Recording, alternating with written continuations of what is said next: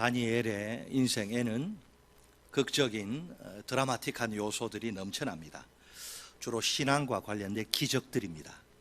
그 가운데서도 가장 대표적인 기적이 오늘 본문에 나옵니다. 다니엘은 일찍이 만국의 한을 품고 바벨론의 포로로 끌려온 비참한 신세입니다. 그에게 미래의 꿈이니 장래의 소망이니 하는 말들은 사치일 뿐입니다.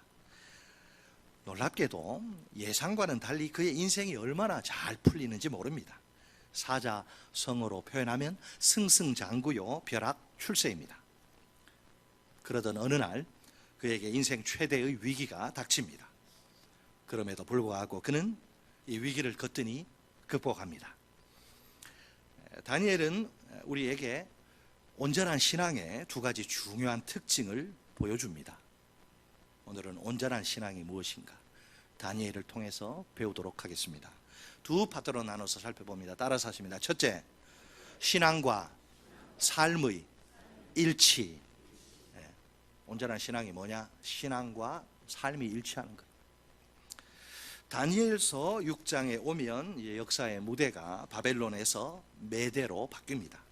새로 이 대제국을 건설한 다리오 왕은 먼저 행정 조직을 정비합니다. 제국을 효율적으로 통치하기 위해 120명의 고관을 임명합니다. 그 고관들 위에 총리 셋을 두어 그들을 관리하도록 합니다. 이런 중앙 집권적 체제는 정치적 안정성의 측면에서 대단히 효과적입니다. 왕권이 극도로 강화되기 때문입니다. 다른 한편으론 왕에 대한 추앙과 신격화라는 이런 위험이 문제입니다. 다니엘이 누구냐? 포로민 출신으로 이 총리의 자리에 올랐는데 이 다니엘은 세 총리 가운데 한 사람입니다. 갈대아 왕 벨사살의 그 마지막 날에 셋째 통치자로 세움을 받은 그가 아닙니까? 이런 그가 제국이 무너지고 새 제국이 들어섰는데도 최고위직에서 활동하는 겁니다. 그는 새 총리 가운데서도 으뜸입니다. 여기 민첩한이라고 나와 있는데 빼어난 정신과 탁월한 능력으로 다른 총리나 고관들보다 일을 뛰어나게 처리합니다. 자연스럽게 일 잘하면 사장이 이쁘게 보잖아요. 자연스럽게 다리오 왕의 남다른 총애를 듬뿍 받습니다. 그런데 왕이 다니엘을 제국의 행정 수반으로 행정 최고 책임자로 삼으려고 하자 뜻밖의 문제가 발생합니다. 아주 난리가 납니다. 총리들과 고관들의 불만과 시기심과 질투가 폭발한 것입니다. 이들은 왕의 신임이 다니엘에게 독점되는 것, 자기도 좀 받았으면 좋겠는데 다니엘에게 독점되는 것을 참질 못합니다. 그래서 이 기분 나쁜 더러운 정치적 상황에 조직적으로 반발합니다. 무엇보다 다니엘을 권력의 자리에서 끌어내리는 게 급선무입니다. 일단 국사, 곧 나라 일에 대해서 다니엘을 고발할 근거를 눈에 쌍심지를 켜고 찾아봅니다. 그러나 그에게서 아무 그릇됨도 아무 허물도 찾을 수 없습니다. 이 세상에 털어서 먼지 안 나는 사람이 없는 법인데 이게 어찌 된 일일까요? 다니엘이 공직을 수행하는 모습이 다른 관료들과는 너무나 다른 거예요. 그가 왕궁에서 파당을 짓고 자기 세력 만들고 사리 사욕을 채우는 거 뒷돈 챙기고 본 사람이 아무도 없어요. 그는 최선을 다해 정직하고 공평하게 총리의 직분을 감당합니다. 그러니 공적인 영역에서는 누구도 그의 약점이나 비리를 찾을 수 없습니다. 도대체 다니엘이 이렇게 산 비결이 뭘까?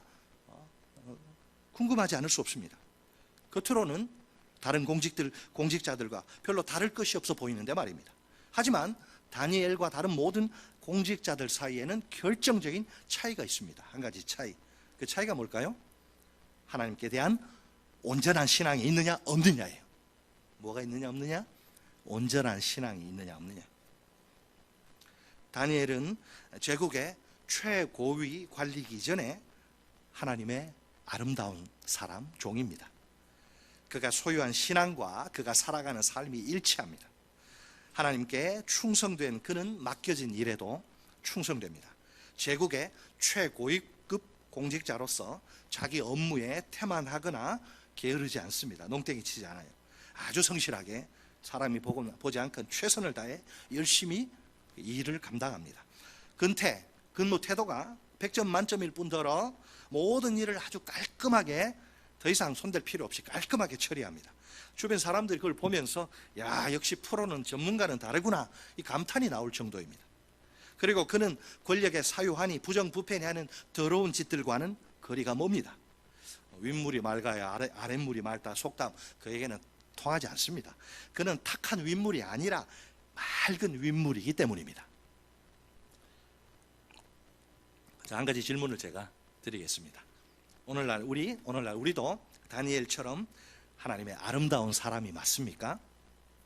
우리가 지닌 신앙과 우리가 살아가는 삶이 일치합니까? 하나님께 대한 충성이 이 세상의 삶에 대한 충성으로도 나타나는 중입니까? 혹시 예배당 안에서만 힘을 쓰는 그런 신앙은 아닙니까? 그것은 온전한 신앙이 아닙니다. 아니면 매일매일 삶의 치열한 그 구체적 현장에서 그 선한 영향력을 발휘하는 신앙입니까? 그래야 온전한 신앙입니다. 또 혹시 주일에만 잠깐 그 모습을 드러내는 그런 신앙은 아닙니까? 그것은 건강한 신앙이 아닙니다. 정말 월요일부터 토요일까지 비신자들과 더불어 사는 세상에서 온전히 드러나는 그런 신앙입니까? 그래야 건강한 신앙입니다. 우리가 하나님 앞에서만이 아니라 이 세상에서도 충성스러운 사람이 되어야 합니다. 아르바이트생이든 직장인이든 사업가든 가정주부든 누구나 다 마찬가지입니다.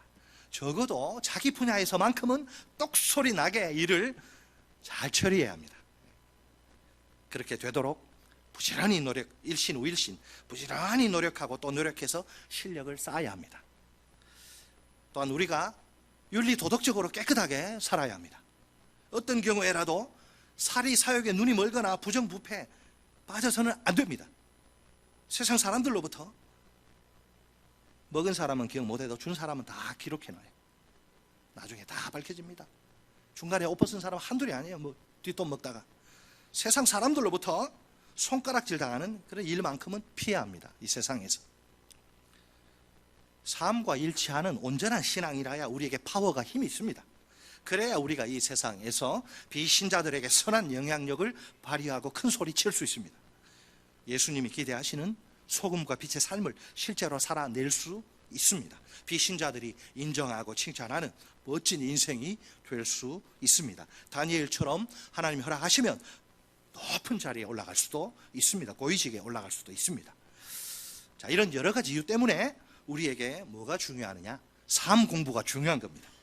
따라서 교회를 섬기는 우리 일꾼들에게 삶 공부, 단순히 성경 지식 머리에 때려 넣는 게 아닙니다. 어떻게 살 것이냐를 고민하는데, 교회를 섬기는 우리 일꾼들에게 삶 공부는 선택이 아니라 필수입니다. 앞으로 삶 공부를 수강하지 않고 교회 일꾼으로 섬길 생각은 버려야 합니다. 아직 생명의 삶을 수강하시지 않은 분들은 내년 봄에 꼭 수강하시길 바랍니다.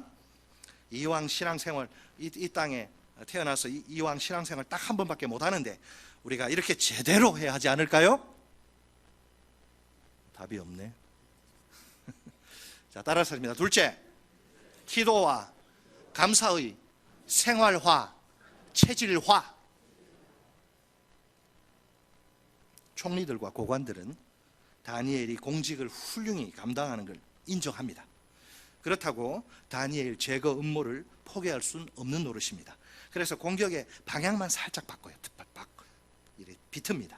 이들은 다니엘의 사적인 삶에서 고발의 꼬투리를 찾으려고 합니다. 그때 다니엘을 함정에 빠뜨릴 한 가지 묘안이 번뜩 떠오릅니다. 5절로 8절을 보면 하나님의 율법에서 공격의 구실을 찾으려고 합니다. 하나님의 율법은 이스라엘의 오래된 종교 관습과 전통을 말해요. 다니엘의 대적들은 절대로 그가 빠져나갈 수 없도록 치명적인 덫을 준비합니다. 그의 종교 생활이 이 국법에 어긋나도록, 위법이 되도록 새 법을 만들기로 한 것입니다. 아주 머리가 좋죠. 그들은 금지 명령을 하나 만들어 이제 왕을 찾아갑니다. 그러면서 뭐라고 왕을 이렇게 푸시하느냐? 나라의 모든 총리와 지사와 총독과 법관과 관원이 의논해서 회의를 해서 만든 법이라 우리들만의 생각이 아니고 모든 사람들이 이렇게 생각합니다. 만들어 주십시오. 이렇게 주장을 해요. 이 금령을 보니까 두 가지 면에서 파격적입니다. 두 가지. 뭔가 좋지 않은 이 더러운 냄새가 똥 냄새가 풀풀 나요. 먼저 유효기간이 있네요. 세상에 법에 유효기간이 있습니까? 유효기간이 30일로, 그것도 30일로 딱 제한됩니다. 이처럼 한 달에 한시적인 법령을 제정한다. 지극히 예외적인 경우입니다. 그러니까 특별한 의도가 숨어 있는 거죠. 게다가 법의 내용도 이상해요. 왕만 특별 예외고, 왕을 제외하고 다른 어떤 신이나 뭐 여호와도 다 포함되고 어떤 신이나 사람에게 기도하는 것이 금지됩니다. 고대 세계에서는 비슷한 사례를 찾아볼 수 없을 정도로 특이한 일이에요. 총리와 고관들이 다니엘을 제거하기 위한 꼬투리를 그의 기도에서 찾은 겁니다. 한술 더 떠 왕의 금령을 어긴 자 살려둘 수 없다. 사자굴에 던져 넣어 처형하다니요. 그 당시 바벨론이나 바사의 그 기록들 아무리 찾아봐도 이런 경우는 없어요. 이건 아주 이상한. 그래도 아직 마음이 놓이지 않은지 불안한지 음모자들 여기서 이제 한 걸음 한 스텝 더 나아갑니다. 어떤 경우에도 변경할 수 없도록 조서에 왕의 도장을 찍어서 선포하도록 요구합니다. 왕이 다니엘을 남달에게 총애한다는 걸 알고 있기 때문이죠. 그것 때문에 그냥 막 시기와 질투에 화신이 됐는데, 뭐 남이 좀 잘 되면 좀 칭찬하고 막 함께 기뻐하는 게, 사람이 이 타락한 본성은 끌어내리려고 그러고 막 시기하고 질투하고.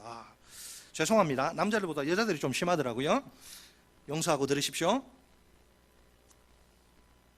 왕이 총애를 한단 말이에요. 왕이 잠깐 뭐 하도 이렇게 파워로 밀어붙이니까, 쪽수로 밀어붙이니까 그래 이렇게 했다가 나중에 아니다 내가 잘못 생각했다 이러면 골치 아프잖아요.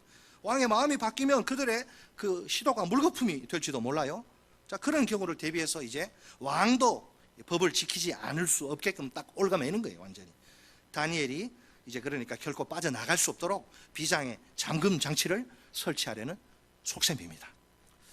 사실 다리오 왕은 어떨까요? 다리오 왕이 기분이 나쁘겠어요? 좋겠어요? 좋죠. 사실 다리오 왕 입장에서는 아주 달콤하고 매력적인 제안입니다.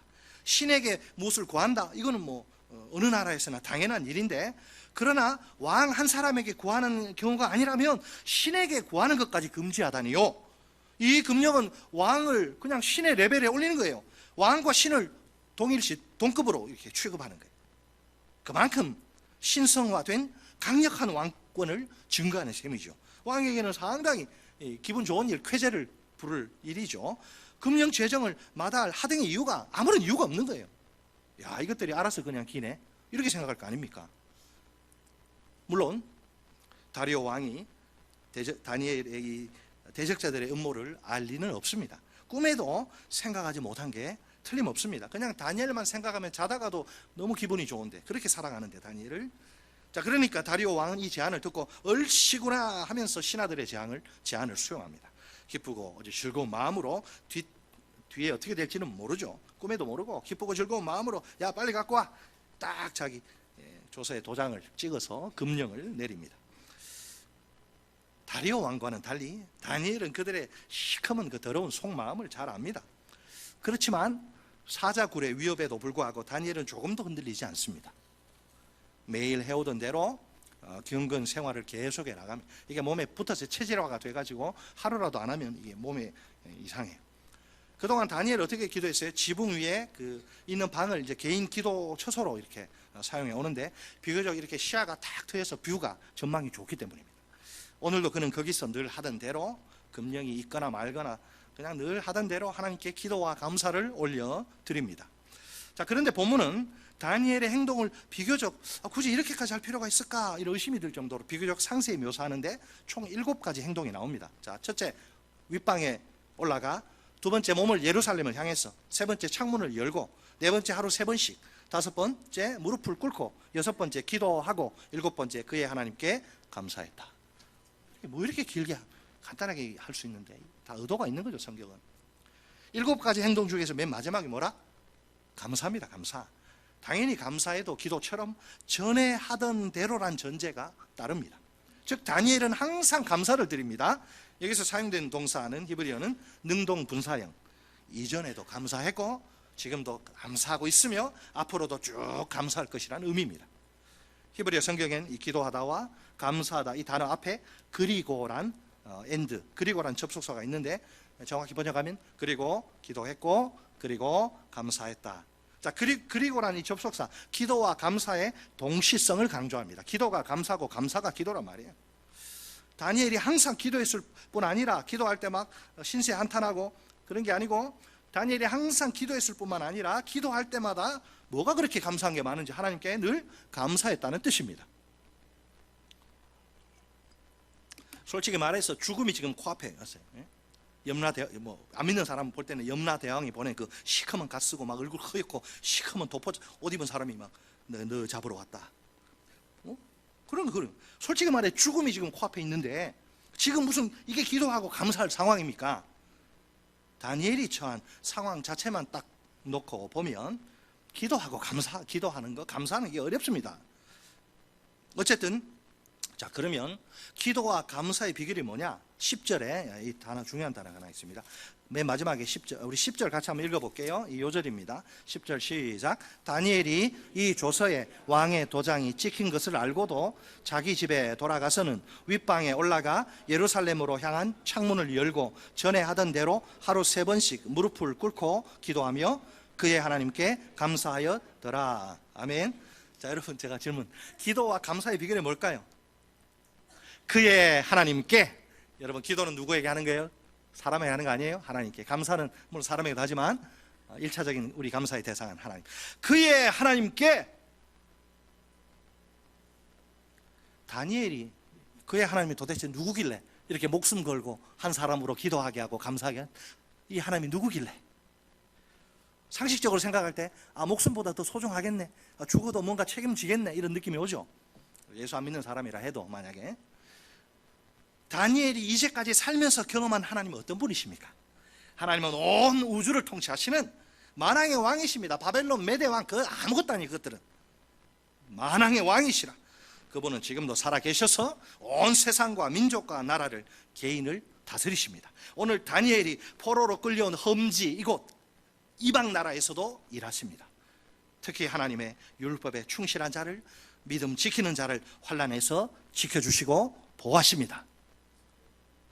이 하나님을 만난 거예요. 다니엘이 뭐가 두렵겠습니까? 현재 다니엘은 다리오 왕의 신하로 이방 나라 메대에 사는 몸이죠. 그러나 그것은 자신의 진정한 정체성이 참된 신분이 아니에요. 그는 누가 뭐라 해도 예루살렘 성전에 하나님을 섬기는 그분의 백성입니다. 이것이 그의 진정한 정체성이요 참된 신분입니다. 다니엘은 이 정체성을, 이 신분을 한순간도 잊어버린 적이 없습니다. 내가 비록 이 메대 포로로 끌려와서 메대 내가 왕의 총애받는 신하지만 나는 하나님의 종이다. 내가 섬겨야 할 분은 여호와 하나님 한 분뿐이다. 자, 그렇다면 다니엘에게 감사란 무엇일까요? 우리하고 조금 다른 것 같은데, 다니엘에게 감사란 무엇일까요? 단순히 무슨 욱하는 감정, 은혜 받으면 욱하잖아요. 뭐 그런 감정, 아니면 내가 힘들지만 감사하라, 이게 하나님의 뜻이라고 해서 내가 의지를 동원해서 막 안 되는데 막 하고 억지로. 감사합니까? 그게 감사는 그런 게 아니에요. 감사는 바라보는 방향입니다. 내가 뭘 바라보는가? 여러분, 뭘 지금 요즘 주로 보십니까?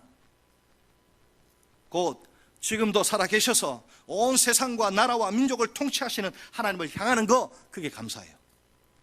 뿐만 아니라 감사는 다니엘의 정체성입니다. 무엇 때문에 감사 아닙니다. 그럼에도 불구하고 감사 아니에요. 그가 믿고 섬기는 신이 여호와 하나님이시기에, 좋으신 하나님이시기에 감사할 따름입니다. 그러니까 하나님의 존재 자체와 속성으로부터 자연스럽게 터져나오는 감사예요. 왕이신 나의 하나님, 내가 주를 높이고 영원히 주의 이름을 송축하리이다.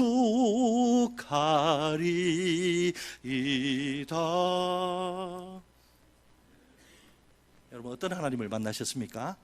여러분이 믿고 섬기는 하나님은 어떤 분이에요? 그 하나님이 내 감사를 결정합니다. 오늘 하나님을 믿고 섬기는 우리도 다니엘처럼 항상 감사할 수 있습니다. 감사는 주로 하나님의 속성 중에, 존재 속성 중에 하나님의 사랑으로부터 막 쏟아져 나오는 열매입니다. 자기 아들을 십자가에 죽이시면서까지 우리를 덮어놓고 사랑하신, 무조건 사랑하신 하나님이 아닙니까? 하나님이 우리에게 자신의 생명과도 같은 가장 소중한 외아들을 주신 것입니다.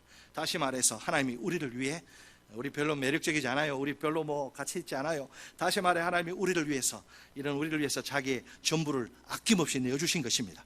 이 엄청난 사랑의 하나님께 우리가 무엇을 더 바랄 수 있을까요?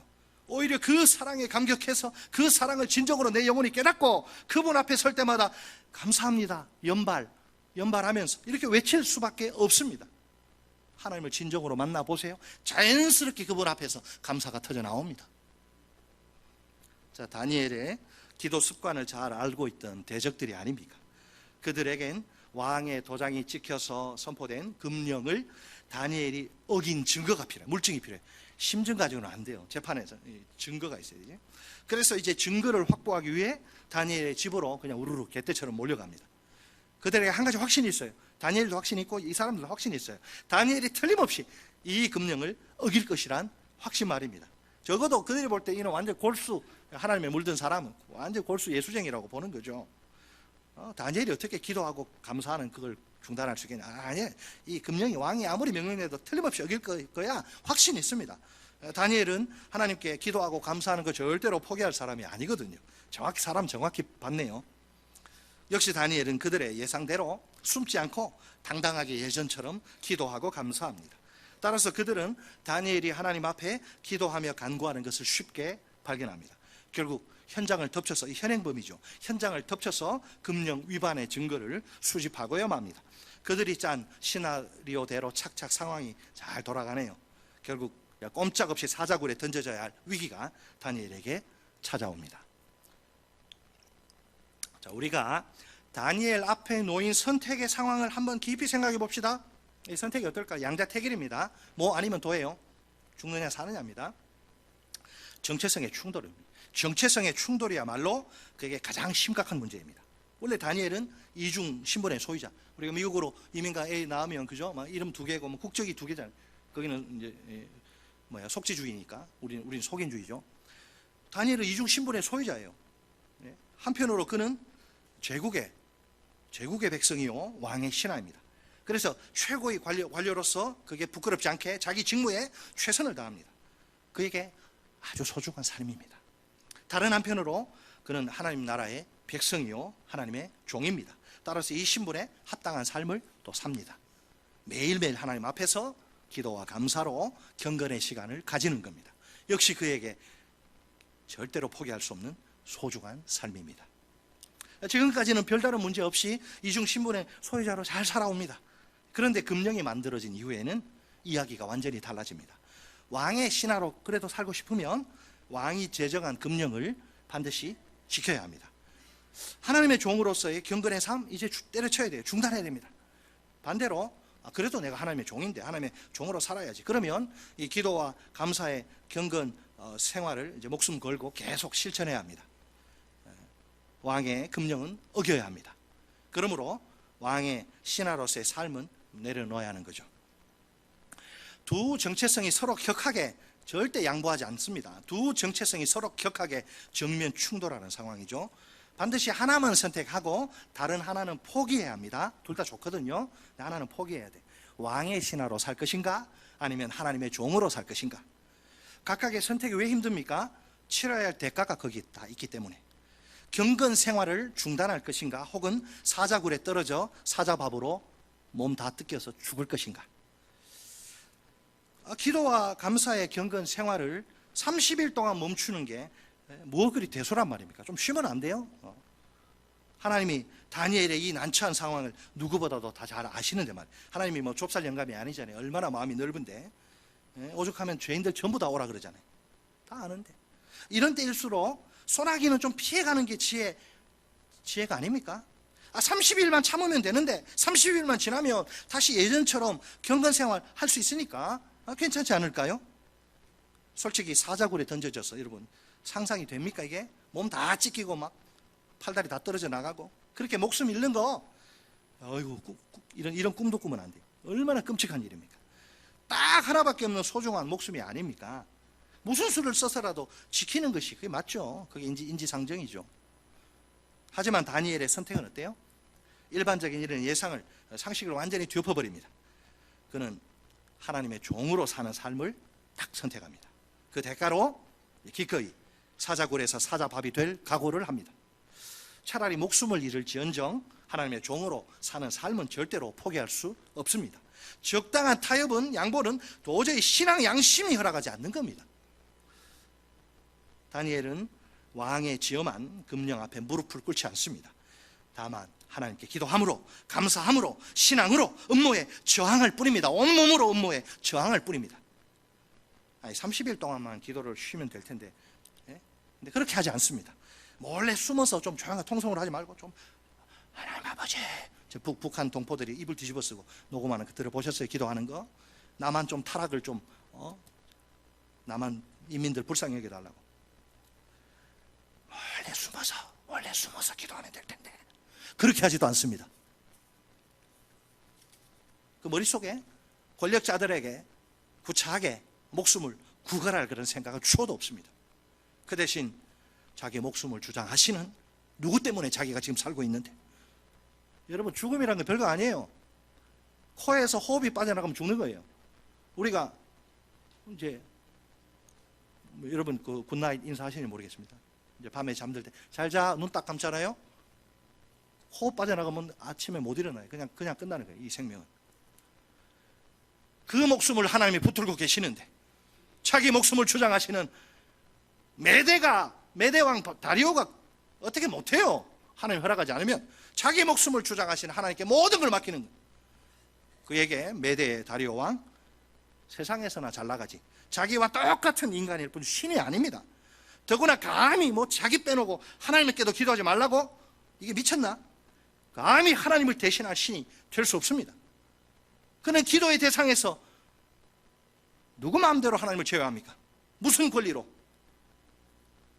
기도의 대상에서 하나님을 제외할 수 없어요.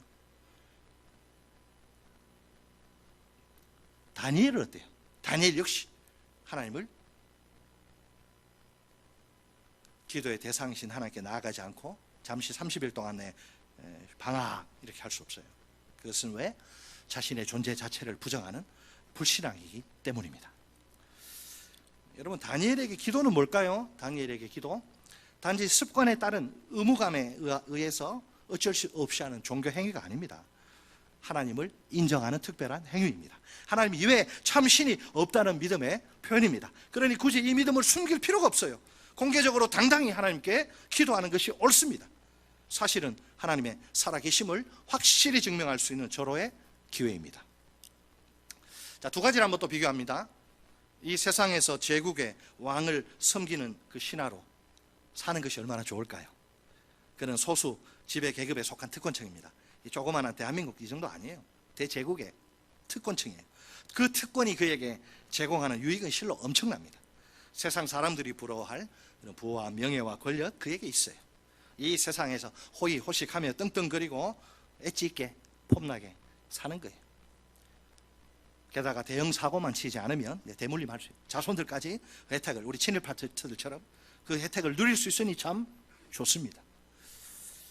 자, 그러나 여러분 한번 생각해 보세요. 이런 삶, 여러분 이런 삶 살고 싶어요? 만왕의 왕이신 하나님을 섬기는 종, 우리가 만왕의 왕이신 하나님을 섬기는 이 종으로 사는 삶과는 이게 비교 불가입니다. 하나님을 섬기는 삶 속에는 차원이 다른 놀라운 행복이 있습니다. 이것은 이 세상 그 무엇과도 바꿀 수 없는 하늘의 행복이에요. 말할 수 없는 기쁨과 감격과 감사가 넘치는 삶입니다. 더욱이 영원한 하늘의 상급이 보장된 삶이기까지 합니다. 여러분, 사랑하는 성도 여러분, 우리가 하나님을 섬기는 종으로 사는 이 행복을 경험하는 것이 중요해요. 우리가 이 기쁨과 감격과 감사를 맛보는 것이 정말 중요합니다. 교회 왜 오십니까? 세상에서 줄 수 있는, 세상에서 얻을 수 있는 얻으러 오신 거 아니잖아요. 정말 내가 하나님의 종으로서 하나님을, 만왕의 왕이신 하나님을 믿고 섬기고 그분께 충성할 때 하나님이 부어주시는 하늘의 그런 신령한 복과 은혜, 세상 어떤 것과도 비교할 수 없는, 그걸 누리며 다니엘처럼 살 수 있어요. 교회와 담임 목사는 이 일을 위해서 최선을 다해야 돼요. 성도들은 교회에서 뭘 기대해야 됩니까? 살아계심을, 하나님을 만나는 일에 하늘의 은혜를 체험하는 이 일을 간절히 사모하고 이 일에 시간과 열정을 쏟아 헌신해야 합니다. 구원은 은혜로 받지만 다른 부분은 내가 노력해야 돼요. 새벽기도 나오셔야 되고, 금요기도에 나오셔야 되고, 성경 1년에 1도 하셔야 되고, 몸부림치는 거예요. 이 세상에서 누리는 부와 명예, 권력 그래도 좋다고요? 이 세상에서 누리는 부와 명예와 권력이 아무리 좋아도 한계가 있어요. 결정적인 한계는 유통기한이 있다는 겁니다. 영원이란, 사후에 영원한 세상이 열리는데 영원이란 시간과 비교하면 잠시 잘나, 불교에서는 찰나라 그래요. 이거는 잴 수도 없어요. 찰나 확 지나가기 때문에 잠시 있다가 사라지는 한계, 신기루입니다. 오늘 많은 사람들이 거기 빠져서 하나님을 보지, 영적인 세계를 보지 못하죠. 계속 붙들어 두고 싶죠? 절대로 그럴 수 없습니다. 다니엘의 가슴 속에서 활활 불타오르는 결연한 각오를 보세요. 죽을 수는 있어도 신앙을 양보나 타협의 대상으로 전락시킬 수는 없습니다. 그 이유는 신앙의 절대적 중요성 때문입니다. 그 어떤 것과도 비교할 수 없는 최고의 중요성 말입니다. 신앙은 내 존재의 근거요 핵심입니다. 내 생명의 뿌리요 원동력입니다. 그렇게 신앙은 내 모든 것이요 내 전부입니다. 신앙을 적당히 양보하거나 타협하면 그 존재 자체가 무너지고 말아요. 하나님을 모르는 세상 사람과 똑같아지고 마는 겁니다. 하나님이 너 그러고서도 내 자녀라고 할 수 있겠느냐? 하나님 그렇게 말씀하세요. 이 시간 우리의 신앙을 하나님 앞에서 정직하게 점검해 봅시다. 점검의 기준은 온전한 신앙의 두 가지 특징이에요. 하나는 신앙과 삶의 일치요, 또 하나는 기도와 감사의 생활화, 체질화입니다. 오늘 내가 소유한 신앙과 내가 사는 삶이 일치합니까? 내 신앙과 내 삶이 일치해야 온전한 신앙입니다. 그래야 비신자들과 다른 구별된 차별화된 존재로 살 수 있습니다. 하나님 앞에서 세상 속에서 충성스러운 사람이 됩시다. 적어도 자기 분야에서만큼은 실력을 인정받읍시다. 윤리도덕적으로 깨끗하게 삽시다. 삶 공부에 더욱 열심을 냅시다. 오늘 내 신앙 속에 기도와 감사의 생활화, 체질화가 보입니까? 내 삶 속에서 기도와 감사가 생활화되어야, 체질화되어야 온전한 신앙입니다. 다니엘처럼 두 정체성이 정면 충돌하는 힘든 상황을 만날 수도 있습니다. 그럴지라도 나는 국가의 시민으로가 아니라 하나님의 종으로 살아야 합니다. 양보나 타협은 내 존재를 무너뜨리기에 절대 금물입니다. 이 세상에 하나님의 종으로 사는 삶보다 더 좋은 것은 없습니다. 이 세상을 몽땅 다 준다 해도 결코 바꿀 수 없는 하늘의 행복이 있습니다. 말로 표현할 수 없는 기쁨과 감격과 감사가 흘러넘칩니다. 영원한 상급까지 보장되어 있습니다. 이런 삶을 사시기를 주의 이름으로 축원합니다. 신앙생활 재미가 있어요. 기뻐야지, 즐거워야지, 그죠? 우리 주님이 단순히 우리 구원 열차 태워서 보내는 그 목적으로 오신 게 아니죠. 그건 기본이고, 풍성한 삶, 행복하게 살라고. 예수 믿는 게 기쁘고 즐겁고 행복해야지 소개하고 싶지 않습니까? 내가 신앙생활이 재미가 없는데 전도를 뭘 해요? 이 안에 엄청난 비밀이 있어요. 주님을 깊이 만나고 경험하고 그 안에서 세상 그 어떤 것으로도 얻을 수 없는 그런 행복 꼭 붙잡고 생활하시기를 주의 이름으로 축원합니다. 지금 내가 온전한 신앙을 위해 힘써 감당해야 할 일은 무엇입니까? 하나님 앞에서 작은 것이라도 구체적으로 결단하고 실천할 수 있기를 바랍니다. 자꾸만 내일로 미루지 맙시다. 지금 당장 결단과 행동의 자리로 달려갑시다. 일일 우일신, 매일매일 새로워지고, 신앙은 정체는 없습니다. 퇴보하거나 성장하거나 계속 더 오늘보다는 내일이, 내일보다는 모레가 더 주님 사랑하고 더 주님께 칭찬받는 온전한 신앙 되기 위해서 결단하고 행동, 그냥 듣고 끝나면 안 됩니다. 구체적으로 내 삶에 적용해서 내가 작은 거라도 실천하고 주님 도와주세요. 그러면 온전한 신앙에 행복한 사람들 되실 줄 믿습니다.